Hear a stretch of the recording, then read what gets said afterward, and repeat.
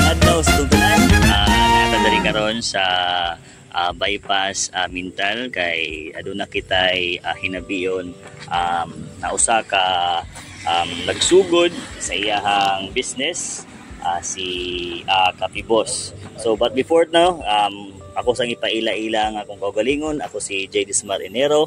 Ug welcome sa ako ang YouTube channel JD Smart TV. So karon diri sa ako ang wala atong kaila si Kapibos, no. So bro, gusto na ko nga i-introduce ang imong kaugalingon sa ila, ha.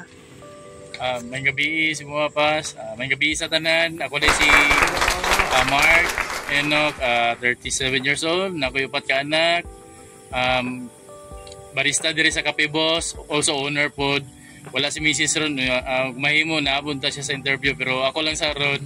I-detail lang ako sa inyo ang anong naabot si Kapibos karon o unsay hinungdan nga nahimo po si Kapibos. Okay, so ato na siyang nadungog, no. Karon nato silang pangutanon kung unsa ba ang ilang mga experiences before ni nahitabo or natukod si Kapibos. So gusto lang namo mabalaan kung unsa ang imuhang short nga background before nimo na nabuhat si Kapibos or natukod si Kapibos. Yes, salamat. So tinuod 5 years in the making ginamo ni si Kapibos. Kami ni Mrs. hilig yun may mag-rides o bisag asa sa mga biyahe. Every biyahe na mo nagakape yun may duha. Actually na si Mrs. nag-aagig mga depression, mga anxiety. So need na ko siya gina-travel bisag asa. Anywhere good. So kape bisag asa may kape. Tapos before ko start og business na ni Kapibos, nagtrabaho po ko dati sa sa rehabilitation center sa Bahay Pag-asa, and the last is the real estate sa Philippines. And before nag-Singapore po ko, dito po ko nagkuha og experience sa manual brewing. So dito na ko nakuha gamay mga ideya unsa pag timpla sa tamang timpla sa kape o ban lang lang o po dungag na ko sa ideya nakatabang po itong mga local barista nato diri sa Davao na may mutang diri sa Davao area, mga upatos la kabok among gikuhaan na kog inspirasyon sila gyud kung unsa gyud ang pamaagi ani kung ganun na inspired ko na magtukod yun. More on local lang yun. Si Kapibos po, nag-start po din sa Buda area. Dito yun mi nagsugod. Dito po mi nailhan una sa itong mga vlogger sa una. Karon salamat po ko sa mga nagasuporta sa mga bisag nga nila mi, ginagmay. Padayon lang yapon mi ditungod sa inyo. O pasalamat yun ko usa sa Ginoo yun, sa tinuod lang. Dili tungod siya, wala ko dire. Siya ginako tanan ni ginapangayo gyud. Wala imposible sa Ginoo ginaingon na permente, always pray. Wala imposible sa Ginoo. Ang tanang mga posibleng butang mahimo gyud. Tinuod yun na gasa sa Ginoo pag-ampo lang gyud akong pinakuan sa inyo. Ampo nga tinud-anay gyud, wa gyud imposible.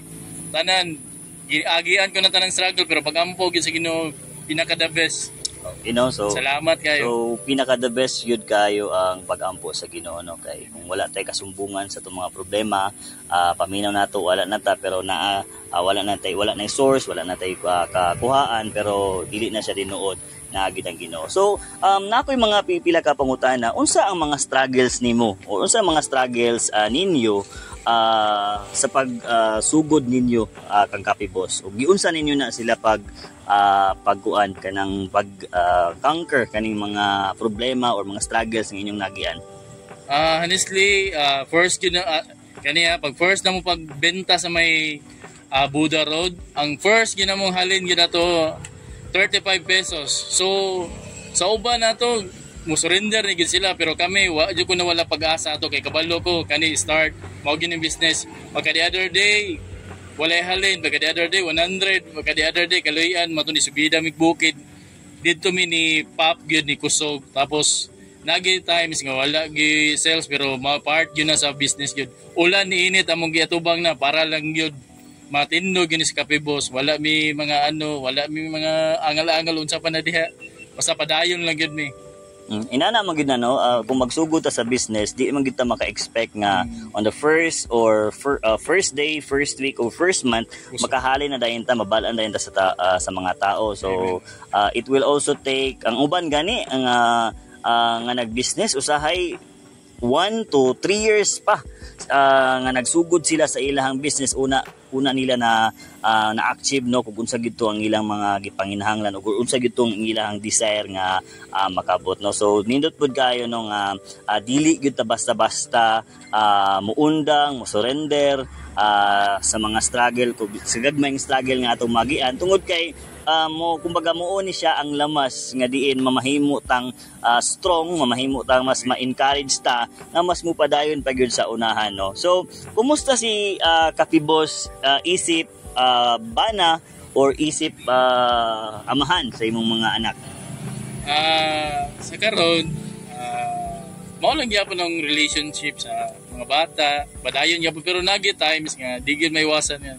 Ang problema muuban yun na mga struggle yun pero makaya ma-handle, pero ginapray lang ginako nga peace of mind, peace sa pamilya, peace sa tanan, be friendly lang sa uban. Kana lang gyud ako, peace of mind lang gyud. Pasalamat perminti sa Ginoo. Kung unsa man may karon o asa may karon. Gani po din magpasalamat pud ko sa tanang nagasuporta mga vlogger, mamitikay tanan nga ni suporta sa Kapi Boss. Salamat kay utang na ko sa inyo ning mga pag-support niyo sa kuha. Ay kagol padayon ko sa inyo pag-suporta sa inyo. Di ko mo talikod. So lain pa yato. Gusto lang ako i-detail no. Ganina na mention man nimo nganong gipilit ninyo ang business sa kape. Pero gusto na ko nga i-share nimo, i-detail nimo sa ilaha nganong kape man gyud ang inyohang gipili nga business. Pwede man untang ice cream man, pwede man nga magbuhat mo og pan, pwede man og klaseng business, pero nganong kape jud? Honestly, kami ni Mrs. Coffee lover yun mi. Since since started naghilig bisag asa mi halos tanan ginatilawan yun na mga kape diri kapehan diri sa Davao, kape shop or other nga lugar. Hilig yun mi kape ni Mrs. Coffee lover yun mi. Wala ginay na mao nang supportive kami labo nag support local pud mi.